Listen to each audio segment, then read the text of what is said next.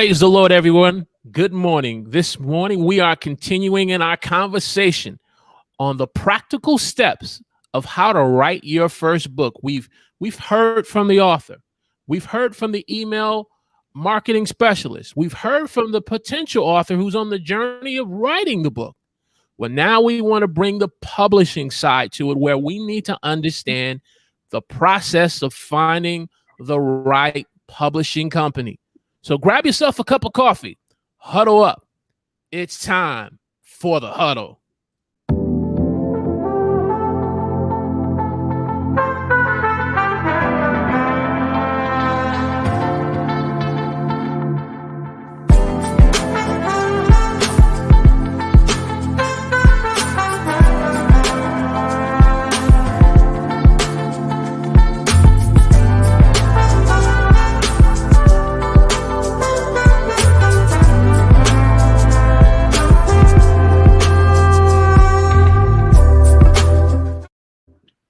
Praise the Lord, everyone.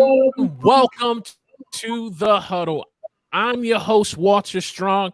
If you're new here and you want to find your passion, unlock your potential, and discover God's purpose for your life, then we want to welcome you to the show. And also, if you haven't had an opportunity yet, as you've watched previous Huddle interviews, we want to encourage you to subscribe to the channel. This morning, we have another great guest that is going to add their voice to the conversation on the world needing to be able to receive the book that you need to write. And so to be able to do that, we've brought now the publishing side to the conversation. So let me introduce my guest. Today's guest is currently the Executive Director of Publishing for Salem Author Services, a division of Salem Media Groups, with 20 years of experience in ministry and publishing books. Don uses his unique ability as both as a pastor and an author to teach others how to get the book that is inside of them out for others to read and to enjoy. As a pastor, as a conference speaker, and legacy coach, Don's desire is to help others create a lasting legacy that is truly inspiring others and a future generation. Don and his wife, Tracee, live in Central Florida. And guess what? I didn't get the rest of the bio. Oh my goodness. So he is a father of I believe, 5 wonderful children. And he's come on this morning to be able to share with us the practical steps of not only how to write a book, but also to be able to find the right publishing company for that book. I want to welcome this morning the legacy coach, Don Newman. Good morning, sir. Good morning, Walter. Man, it's a pleasure to be here with you. And I probably didn't send you the rest of the info. That's my fault. But just in case my 3 kids are saying, what? We got 2 siblings out there? Let me clarify. I've got 3 wonderful children, but I got 6 incredible grandchildren. And as I shared with you earlier, my oldest daughter, who actually also works with Zulon Press with Salem, she's actually director of marketing. She will be getting married a week from today. And so we continue to see the family tree grow, but it's exciting to see what God is doing, not only in our family, but our grandchildren. And, people told me a long time ago, they said, when you have grandchildren, you're going to say, why didn't I have these first? And I'm like, man, I can see why, because it's an incredible experience. But thank you for that wonderful introduction. Made me feel good. So glad to be on here. Glad to be a part of what you're doing. Love your show. Love the fact that it's real and genuine and it's heartfelt. And God has been speaking through your many guests that are part of this show.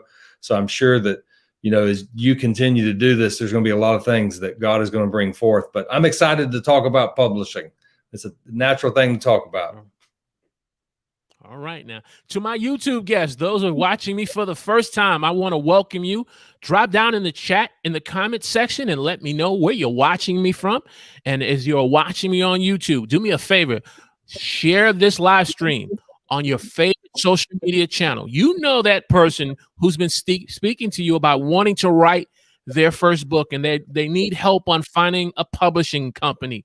Well, this is the live stream interview for them. We want you to share that. And so, Don, my first question, not only are you the executive director of publishing for Salem Author Services and Zuline, but you are an author yourself. And so you recently wrote a book called Respond Up, Turn Any Obstacle into Greatness. Why was it important for you first to write that book? I think the first reason that it was important, there are many reasons, but probably the highest reason was obedience to God. The Lord had really shown me something through my life. Many books are really the sum total of a life journey lived, and my book was that. But in view of what God had done over the past years of my life, and as I looked back and I saw that picture of what God had taught me, and I realized so many people need to learn this, it became an obedience to God thing. It began to be when I would pray.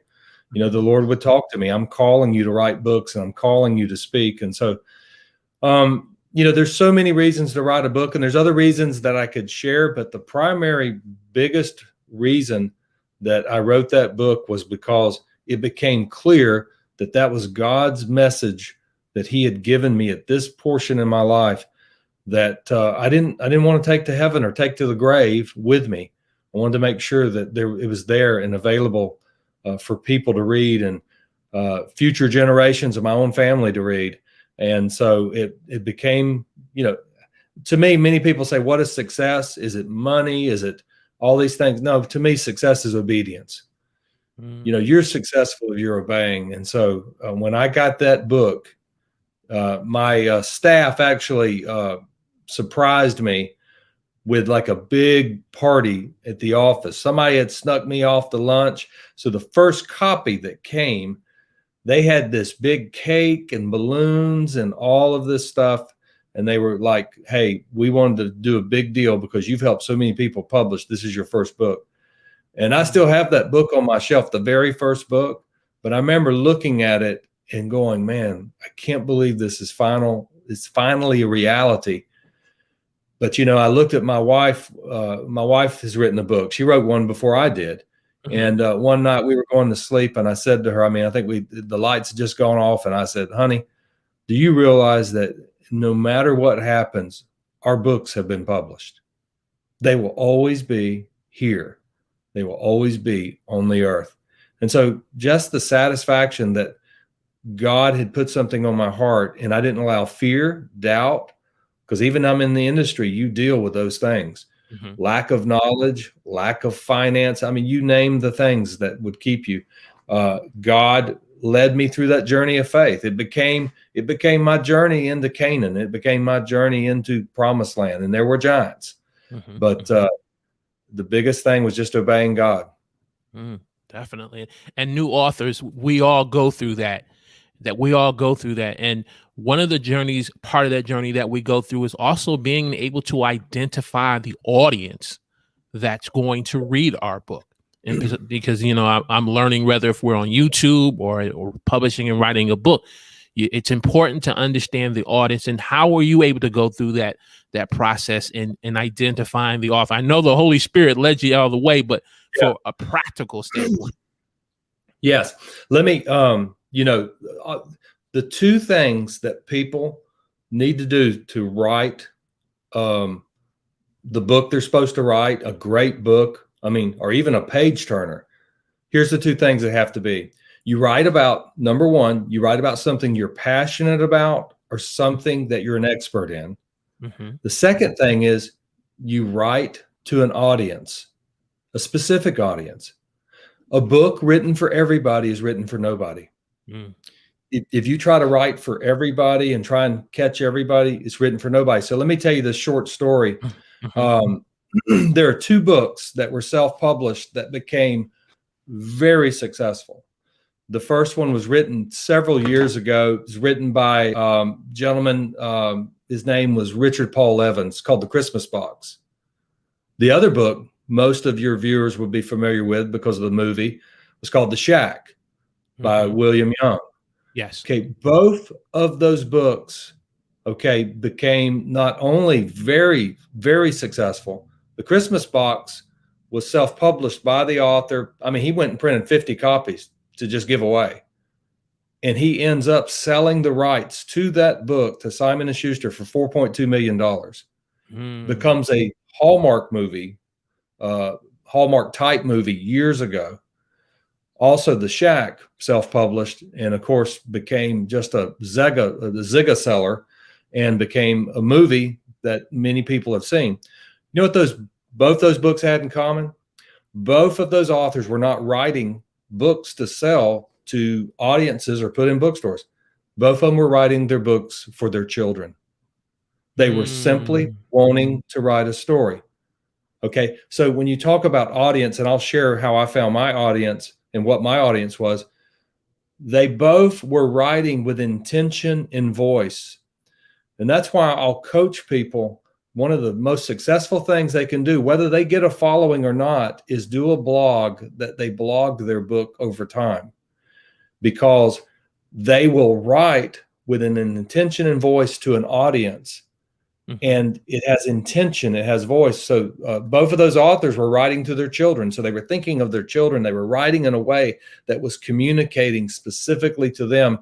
And what they found out was there were thousands, even millions of others that would also receive that. But it wasn't trying to hit every audience. It was specific. And so for me, understanding that lesson, I basically thought of myself. When I wrote Respond Up, I said my audience is middle-aged to mid-50s that feel like they have missed it in their life. They, you know, for me, I wanted to be in the ministry earlier. I ended up being in law enforcement, which actually was the training ground where God trained me how to deal with people and how to, I did ministry while I was a state trooper for almost 15 years. And then I went into the ministry, but I got passed up. And I got detoured. And that's where God gave me. When you read the book, you're going to find out I parallel my life, even though it's not the same. I parallel it to the life of Joseph in the Bible in Genesis. And you look at what he went through, but it was all a back door entrance into his destiny. And so I wanted to reach that audience that maybe felt like, man, I got curtailed, I got detoured, and I didn't do this when I was younger, and I've already missed it, and say, no, you haven't missed it. Because what you're going to find out is God may have taken you this direction to train you and set you up. And, you know, don't buy the lie of the enemy that would tell you that it's too late. It's not too late. So I knew that I was trying to write to people to encourage them that the premise of the book, Respond Up, is this. The way we move forward in life has more to do with how we respond to life than what we ever do. You can go to a great university. You can do Dave Ramsey and pay off debt. You can do all these things, but how do you respond to rejection? How do you respond to having to wait? You know, how do you respond to something not happening? You know, circumstances, you know, not turning out the way you would like. So anyway, my audience was to find those people. And obviously I got 20-year-olds that are reading it and love it. I got other people that their life has been great. But you got to find that target and not try to cover everybody. Definitely. Those of you who are watching this on YouTube this morning, or on Facebook, or on another social media channel, just drop down in the comment section, you know, some of your struggles and your challenges that you're going through in trying to write your first book. And we review those comments. We're going to also encourage you what you need to do to move forward. My second next question, Don, would be, as new authors, as we're writing our book, what are some of the practical steps we should look at in being able to find the right publishing company? When I first was looking to write my first book, I first learned about traditional publishing, then I learned about self, but I really didn't have a good understanding of the difference of the two. Could you just share with our audience on being able to find the right publishing company, whether it be traditional or self? Yeah, absolutely. I get that question all the time, and I have somebody ask me, should I consider traditional or self-publishing? And the question I ask back, and I never ask it back in a condescending way, so I don't want this to be misunderstood. Sure. But I'll ask them, I'll say, well, who's inviting you to traditional? And they'll go, well, I don't have anybody. And I'll go, well, listen, traditional publishers are like pro baseball teams that are looking for players that they're going to sign that they're going to win with. So they're automatically looking and seeing, they're not looking at the quality of work as much as they're looking at the platform of the author. As I shared with you earlier, you cannot separate a book from the author. So nobody is going to, and when I say nobody, there are exceptions, but they're very, very rare. Nobody's going to enter into the traditional world unless they have an agent, unless they have an opportunity presented to them, or they have a platform that that company looks at and goes, yes, we can risk $100,000, $150,000 plus dollars to invest in this author's work because we're going to make back this much amount because they have a large enough platform. And so when I get somebody that is part of the group that I'm part of, that many of us are part of, it's not bad.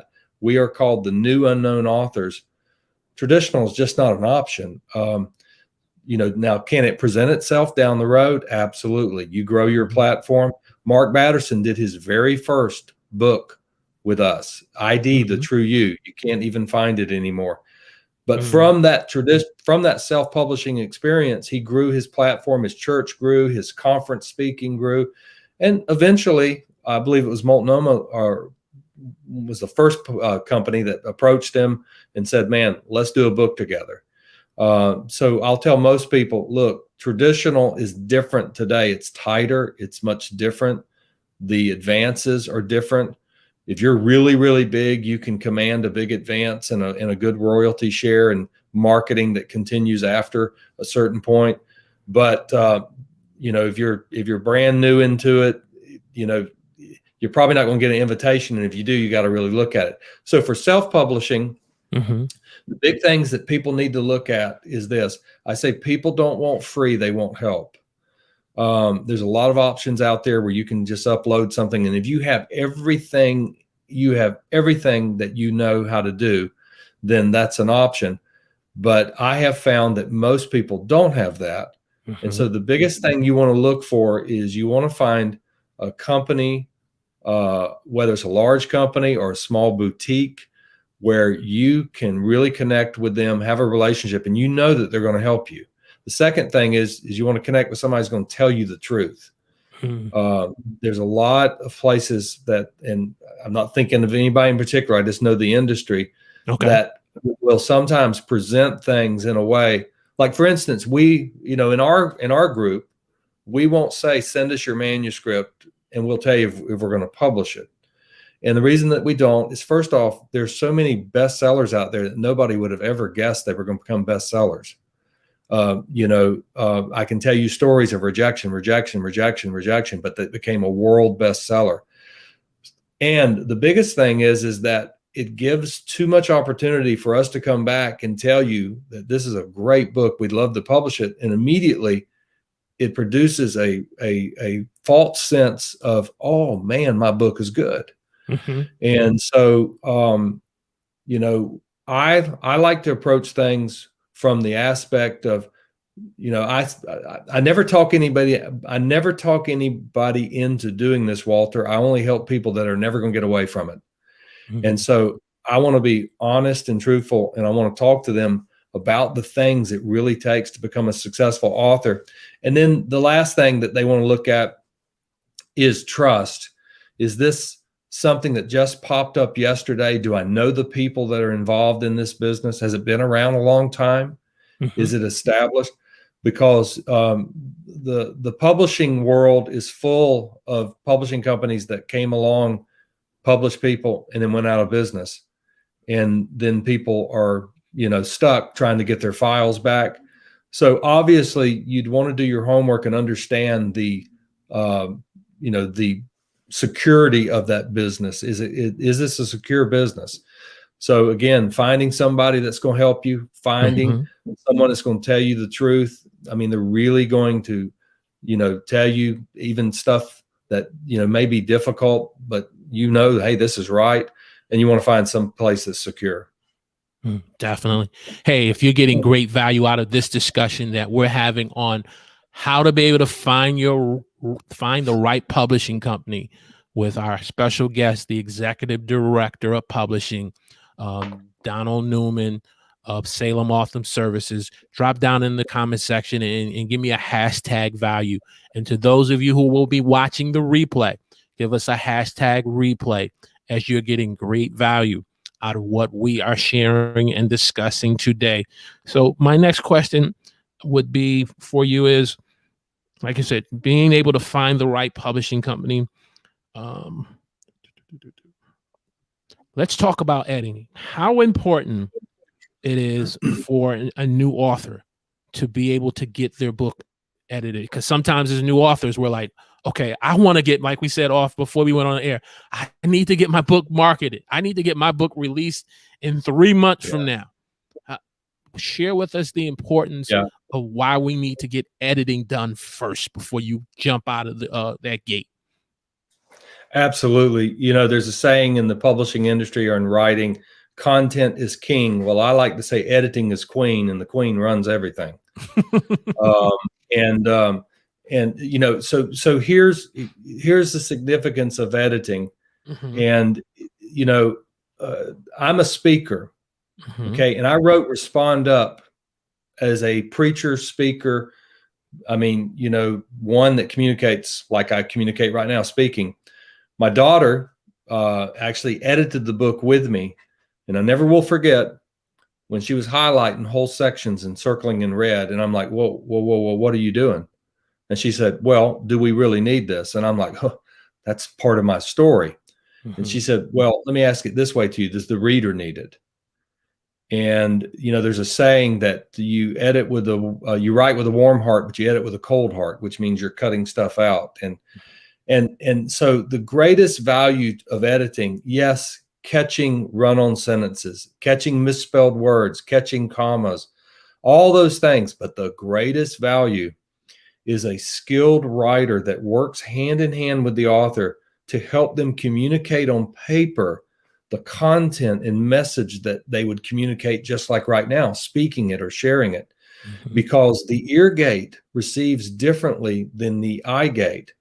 And most people, if you are an author, many of you right now, you're considering writing a book and you're a speaker, you're like Walter, you're like myself, you need to work with someone, because what happens is most people that are speakers have a lot of redundancies. They have a lot of material that's not concise. And so my daughter actually took one section and tightened it up, and it actually taught me how to go in and change words so that I wasn't saying the same word over and over again, which we get in the habit of when we're speaking. Yes. And so, so when somebody, when somebody turns the page and keeps turning the page and keeps turning the page and keeps turning the page, that's the best marketing you can ever buy, because the best person to sell your book is the last person that read your book. And if you look at any new unknown author that has taken off, whether it be the Christmas box or the Shack books I just listed, there are hundreds of books that took off from a very small platform. They had no national marketing. They had no platform at all, but it was word of mouth, word of mouth, word of mouth, word of mouth, word of mouth, word of mouth.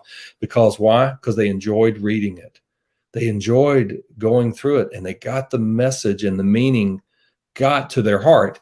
And so that's why editing is so important, not just to catch the mistakes and run-ons, but to actually improve the content so that the person gets what you're trying to say. Definitely. Definitely. Hey, I'm getting great value out of this discussion, especially in writing my first book and now working on my second one. Just to have that type of wealth of knowledge and truth is going to take us a long way as existing authors and to those who are new authors. Don, this has been truly great. Let me give this final question to you before we close out. What are 3 things that you wish you knew before publishing your first book with your publishing company? Yeah, absolutely. Some of these things that I'm going to share, I knew a little bit of, but man, I know them totally differently now. Number one, there's so much I could share on this. Could be 20 things, but I'm going to give you the 3 things. Number one, most important. I'm going to start with the most important. Okay. Is the power of pre-marketing. I cannot stress this enough. I have a lot of sayings. You can probably tell by now. One of my sayings, if you share about your book when it's done, you'll get congratulations. But if you will start sharing about it when you're thinking about it, you will get participations. And what you want is participations, not congratulations. And so, my mom used to cook this huge dinner she was a great cook, still is. But every once in a while, man, it was going to be Throwdown Sunday after church. And me and my brothers, hey, y'all come to the house. We're having people over. And I'd see her start taking stuff out of the garden, cutting okra and shelling peas, like on Friday. And then all of a sudden, that's dumplings or whatever. She started doing that stuff Saturday night. And then Sunday morning, anybody grew up in church. I think the biggest mistake that the churches do sometimes, they'll have these long Sunday meetings with dinner afterwards, but the reception hall is right behind where the preacher's preaching, and people out there are smelling that chicken and all that stuff. And just please get to your point. We're starving. But my mom, when we got to finally to eat, Walter, we were ripping the chicken off the bone. I mean, it just mashed potatoes. I'm making myself hungry thinking about it. But you know what my mom was? Yeah, you know what my mom was doing without even knowing it? She's pre-marketing her meal all week long. Good point. And pre-marketing is creating a desire before it's available. So I didn't realize fully, because you kind of think, write a great book and here it is. No. You need to bring people into the journey 6 to 9 months out, to where all of a sudden, whether it's Facebook or YouTube, if it's a pastor, if a pastor never shares with his church that he's writing a book and pops it out, they're going to buy it, but it is not the same effect. You want people to say this magic word. When's it going to be ready? When's your book going to be ready? And so I've been coaching people for years now, working with some big people. And I've been working with, I've worked with a grandmother who doesn't use social media and helped her pre-market her book. And I've seen people come out of the gate with hundreds of book sales and people buying 5 and 10 books to give away, because their desire was built months in advance by not talking about buying a book, just somebody sharing their vision, sharing their heart. And so I'll start off, I'm writing a book, my 3rd book now, and it's on prayer. I have a prayer page that is called Praying for Rain. And it's an audience I've been building for a while. I got like 200, 300 people on there, and we pray together. Well, I've been talking to them for about 4 months now. I'm working on a book, Keep Me in Prayer. I'm going to talk about the premise of prayer and why God does nothing without prayer. And so I've been seeding little things while I'm writing, and I already have people. Can't wait to read it. When's it coming out? So what I do, I'll give you the short version. I'll make this short. I invite these people over time into my launch. I for 6 months, I'm showing pictures of endorsements I got. I'm showing a picture of me and my daughter editing.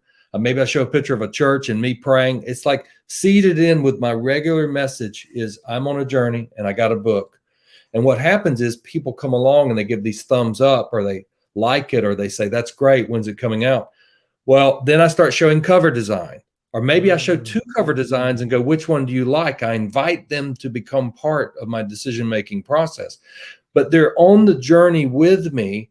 And then all of a sudden, about 2 months, 3 months before my pub date, when my book becomes available for sale, we have a where we go to what's called a pre-order date, where you can pre-order on Amazon or Barnes and Noble.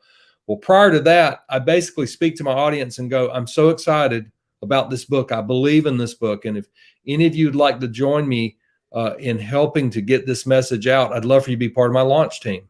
And I basically tell them, I only need you to do 3 things to be part of my launch team. I call it the BRR method, BRR. Buy or pre-order a copy on Amazon. I send people to Amazon. Recommend it to others, R.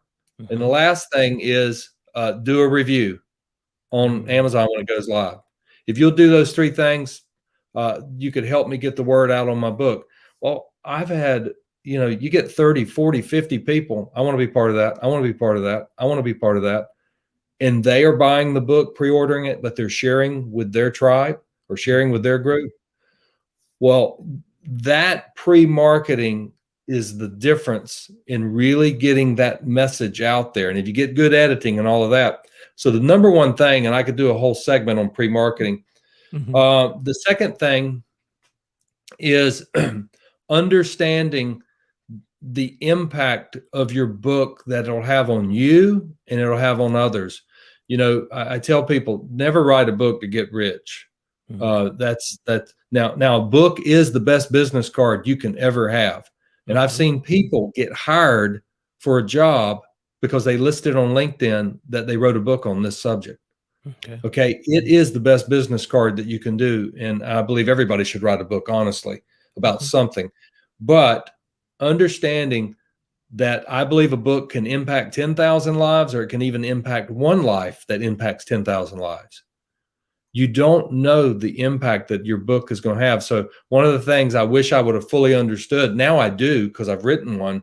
And now I'm hearing the lessons and seeing the individual decisions that are being made. And the last thing is this: bookstores, getting the book in the bookstores is not the goal. I could tell you a story about Andy Andrews' book, The Traveler's Gift, that got in the bookstores and didn't sell. But it took one copy he gave away for free because the book would not sell, that was given to somebody, and Robin Roberts of Good Morning America read the book and couldn't put it down. From her word of mouth on Good Morning America with Diane Sawyer, this is 2002. That book became a mega bestseller, and still I think it's still in hardcover, which is unheard of. But a bookstore is a benefit to a book that's moving. People think bookstores, they're responsible for promoting our books. They're not. They are just like any other store. They've got to pick up stuff that they can sell and make a profit from. So they will jump on board when things are starting to happen. But the goal is not to get it into a bookstore.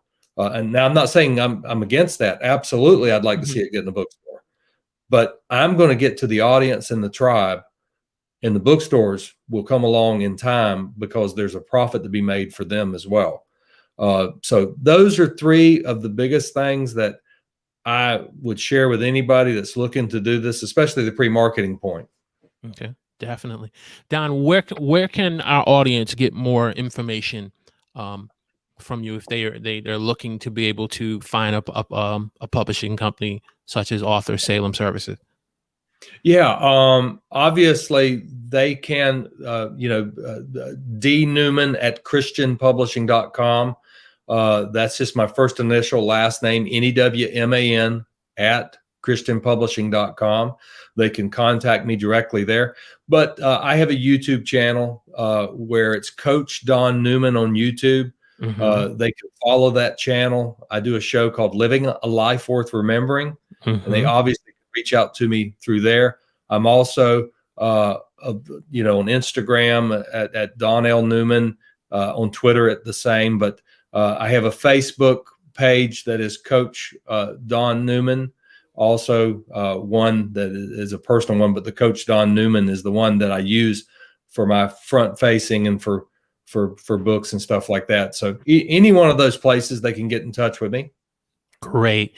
Don, I want to thank you again for being our guest here on the Huddle and just continuing the conversation on the practical steps for writing your first book. And so the question of the day that I have for our audience, those of you who have been watching this on YouTube or on Facebook or some other social media channel, question of the day: what is the pain point in your life that is hindering you from writing your first book or your second or third book? Drop down in the comments section and give us your feedback so that we can encourage you. And also, if this live stream video is giving you great value, I want to encourage you to click the thumbs up and give us a like, and also continue to share this live stream on your favorite social media channel. Well, we're going to bring this to a close. We want to thank again our guest, the legacy coach, Don Newman, for being a part of the Huddle. We will certainly want to have him back because we were looking to do some series on coaching. Great coaching brings greatness out of great players. So we certainly want to bring him back on in the coming months. And so as we close out, many are the plans in a person's heart, but it is the Lord's purpose that will prevail in your life. Make a quality decision today and allow God's purpose to prevail in your life. We'll see you next week here on The Huddle.